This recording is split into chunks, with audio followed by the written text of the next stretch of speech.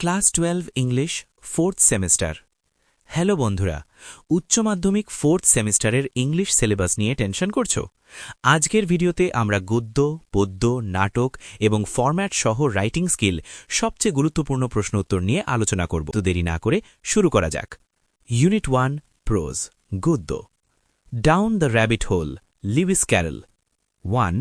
Describe the initial setting of the story and Alice's feelings before she saw the white rabbit, অর্থাৎ গল্পের শুরুর প্রেক্ষাপট এবং সাদা খরগোশটিকে দেখার আগে অ্যালিসের মনের অবস্থা বর্ণনা করো।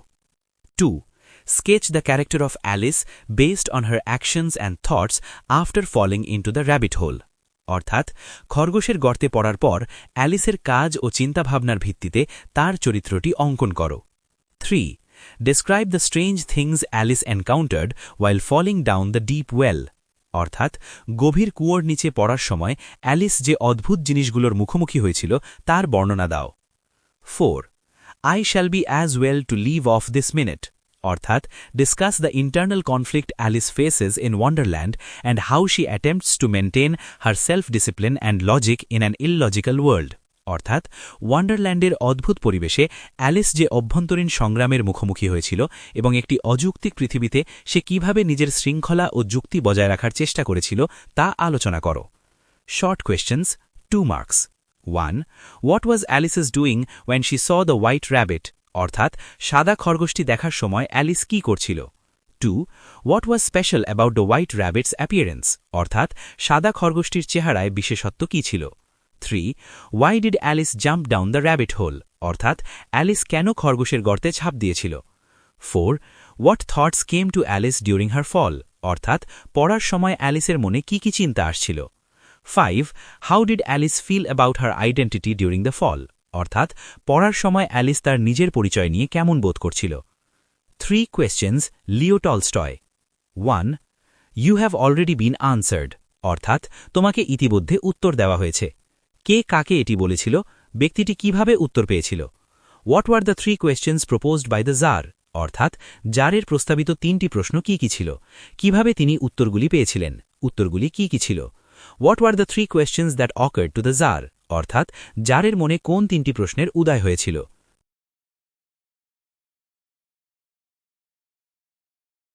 2. Why did the Tsar decide to consult the hermit, অর্থাৎ জার কেন সাধুর সাথে পরামর্শ করার সিদ্ধান্ত নিয়েছিলেন? তিনি কিভাবে সাধুকে সাহায্য করেছিলেন এবং তার ফলাফল কি হয়েছিল?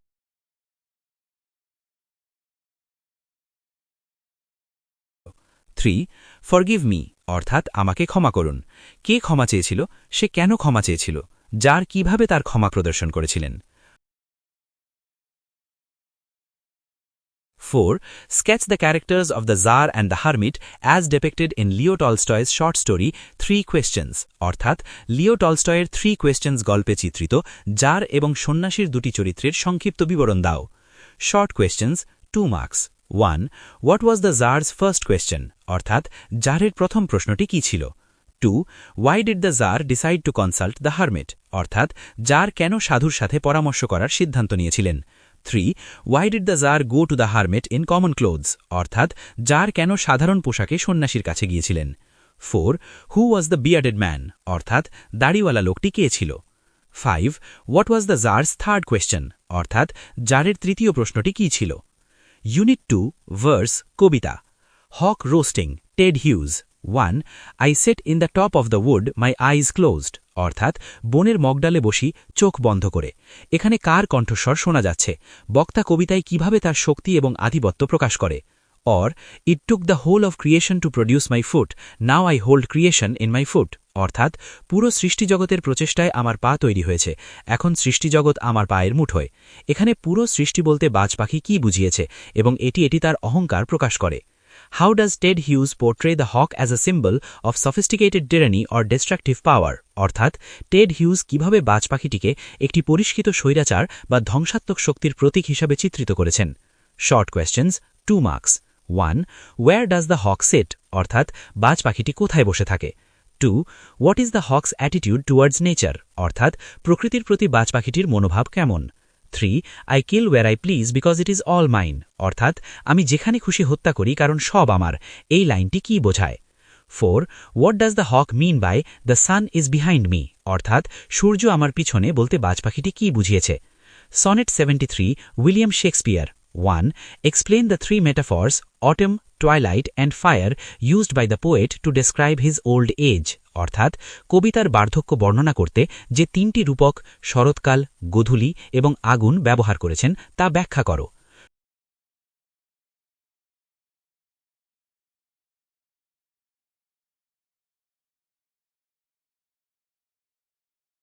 2.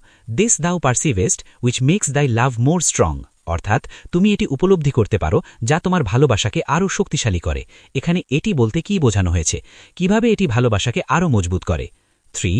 That time of year thou mayst in me behold, when yellow leaves or none or few do hang. অর্থাৎ কবি কেন হলুদ পাতা অথবা কিছুই না বা সামান্য কথাগুলির উল্লেখ করেছেন? Short questions, 2 marks. 1. Which season of the year does the poet compare his age to? অর্থাৎ কবি তার বয়সকে বছরের কোন ঋতুর সাথে তুলনা করেছেন? 2. What does twilights of such day symbolize in the poem? অর্থাৎ দিনের গোধূলি কবিতায় কিসের প্রতীক? 3. What is compared to death's second self? অর্থাৎ মৃত্যুর দ্বিতীয় রূপ বলতে কাকে বোঝানো হয়েছে? 4. How does the poet describe the fire in the third quatrain? অর্থাৎ তৃতীয় স্তবকে কবি আগুনের বর্ণনা কিভাবে দিয়েছেন? The greenhouse effect, Carl Dennis. 1. What are the central concerns of the poet regarding the environment in the greenhouse effect? অর্থাৎ the greenhouse effect কবিতায় কবির পরিবেশ সম্পর্কে প্রধান উদ্বেগগুলি কি কি?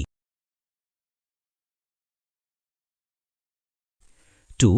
What message does the poet want to convey in this poem and how? অর্থাৎ কবি এই কবিতায় কি বার্তা দিতে চেয়েছেন এবং কিভাবে তা তুলে ধরেছেন?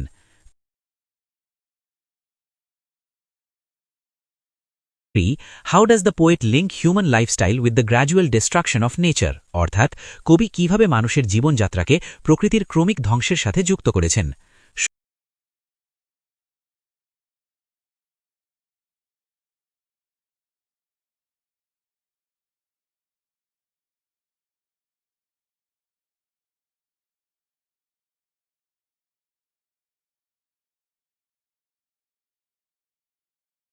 Short questions, 2 marks. 1. What is the primary concern of the speaker in this poem? অর্থাৎ এই কবিতায় বক্তার প্রধান উদ্বেগ কি? 2. Mention one human activity mentioned in the poem that affects nature. অর্থাৎ কবিতায় উল্লিখিত মানুষের একটি কাজের কথা বলো যা প্রকৃতিকে প্রভাবিত করে। 3. What does the title The Greenhouse Effect suggest? অর্থাৎ The Greenhouse Effect শিরোনামটি কি ইঙ্গিত দেয়?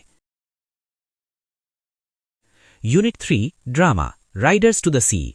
J.M. Singe. 1. The sea has taken all my sons. অর্থাৎ সমুদ্র আমার সব ছেলেকে কেড়ে নিয়েছে। এই লাইনটি কিভাবে নাটকে প্রকৃতির নির্মম শক্তিকে প্রকাশ করে? 2. Discuss the significance of the title Riders to the Sea. অর্থাৎ Riders to the Sea শিরোনামের তাৎপর্য আলোচনা করো।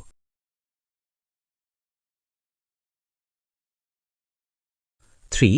No man at all can be living forever and we must be satisfied. অর্থাৎ কোনো মানুষই চিরকাল বেঁচে থাকতে পারে না এবং আমাদের তাতেই সন্তুষ্ট থাকতে হবে। এটি কে বলেছিল? বক্তার অন্তর্নিহিত দর্শনটি ব্যাখ্যা করো। 4. Evaluate the character of Moira as a tragic mother. অর্থাৎ এক করুণ বা শোকাতুর মা হিসাবে ময়রার চরিত্রটি মূল্যায়ন করো।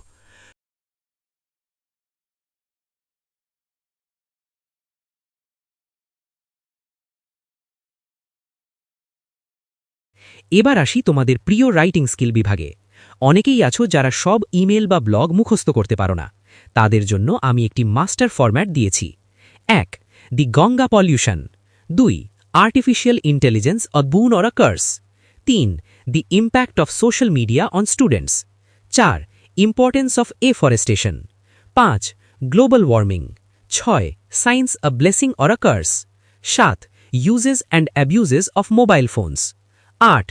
Uses and abuses of the Internet. 9. Environmental conservation. 10. Noise pollution. 11. Safe drive, save life. 12. Water conservation. 13. Importance of newspapers. 14. Aim in life. 15. Duties of a student. 16. Physical exercise beneficial. Email writing. এবার আসি তোমাদের সবথেকে জরুরি email পার্টে। যারা সব মুখস্থ করতে পারবে না তারা এই মাস্টার ফরম্যাটটি দেখো। শুধু এই ছকটা জানলে আর কয়েকটা উদাহরণ চোখ বুলিয়ে নিলেই যে কোনো ইমেল লেখা যাবে।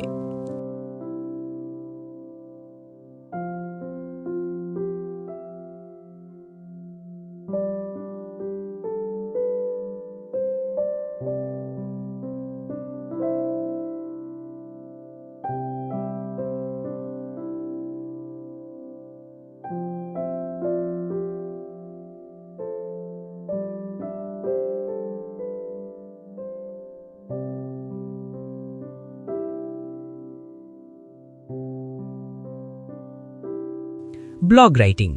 ব্লগ রাইটিংয়ের ক্ষেত্রেও একটি দারুণ ফরম্যাট দেওয়া আছে। সেমিস্টার সিস্টেম বা ফিজিক্যাল এক্সারসাইজের মতো জরুরি বিষয়গুলো ফরম্যাটে ফেলে কিভাবে লিখতে হয় তা একবার দেখে নাও। 1. Blog writing format. 2. Importance of physical exercise. 3. Importance of reading books. 4. Living with AI, the new normal. 5. Semester system, advantages and disadvantages. 6. Productivity tips for students. 7. Golden girls of India. 8. Social media on teenagers, boon or curse. 9. My dream career.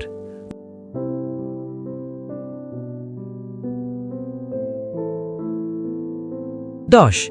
Visit to Digha Jagannath temple. 11. Your favourite pastime. ফরম্যাটগুলো আয়ত্ত করো আর গুরুত্বপূর্ণ উদাহরণগুলো কয়েকবার পড়ে নাও। পরীক্ষা খুব ভালো হবে। আর ভিডিওটি ভালো লাগলে একটি লাইক ও সাবস্ক্রাইব করো আর বন্ধুদের কাছে শেয়ার করে দিও। প্রয়োজনে আমাদের হোয়াটসঅ্যাপ চ্যানেলে যুক্ত হতে পারো এই সমস্ত পিডিএফগুলি পাওয়ার জন্য। All the best.